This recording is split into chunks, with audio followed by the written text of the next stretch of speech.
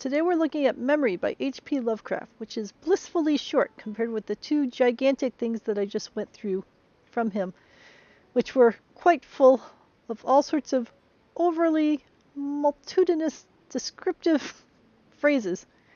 And here he has honed himself down into something that you could sort of call flash fiction or a short story, but something that is poignant and compact and reasonably well written. So I definitely prefer this kind of story, which gets into the point with some nice descriptive phrases compared with some of the other ones, and maybe it's the nature of the other ones that were written to be serialized versus the one that was just written to be a standalone piece. So we've got the Valley of Nis, the accursed waning moon. He loves his moons with their feeble horns, and the lethal foliage of the great upas tree.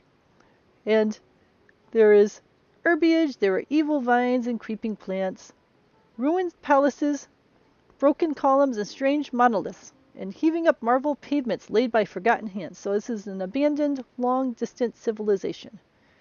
And there are crumbling courtyards with little apes and poisoned serpents and scaly things without a name. There's all sorts of stones that fell off of walls, and they still serve nobly because beneath them the gray toad makes his habitation. So all of this stuff that used to be great cities and mansions and everything else has fallen down and collapsed, and now the cute little toads get to live amongst them. So a sense of ruin, but also a sense that nature has moved on and that things are now using this space to build little houses and so on. And there's a slimy, weed-filled river at the bottom, and there's a demon of the valley who doesn't know what has happened.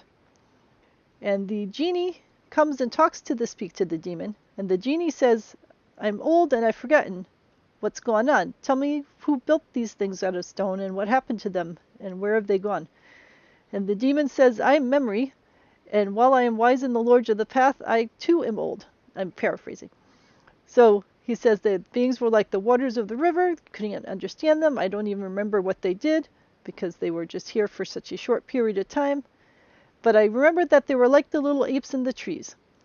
Their name I remember clearly because it rhymed with the river. They were called Man. And then the genie goes back to the thin-horned moon, and the demon watches the little ape. And that's the end of the story. So in essence, what we're saying is that, mankind thought it was so great, and it built these giant cities, and it thought it would last forever, and it's gone.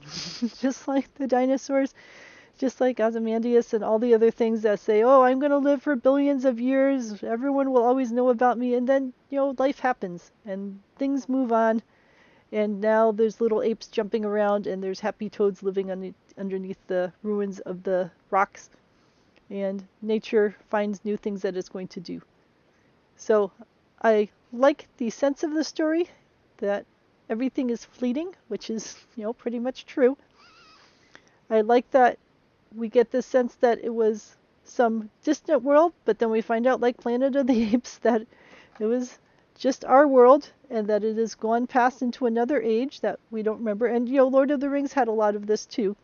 The sense that there were previous ages and that they're coming on, many science fiction and fantasy stories go through this, that there's ages and each civilization thinks that they're going to be the one that's going to last forever, and then they have a downfall, and then another civilization rises up on top of it, and they barely remember what the previous one was even about.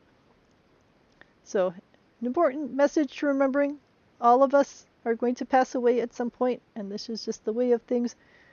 And even if we do our best to leave a legacy, that legacy could be lost because mankind necessarily isn't going to last forever. The history tells us that probably not, that everything rises and falls and then other things happen. So we have to do the best that we can with the time that we have and make a difference to help people so we don't harm them. So I enjoyed this story. I definitely enjoyed it much more than the previous two stories, and we will see what comes after this. So let me know your thoughts on this. Did you like Memory, or did you find it too short or too, boring? I enjoyed it. All right, let me know your thoughts.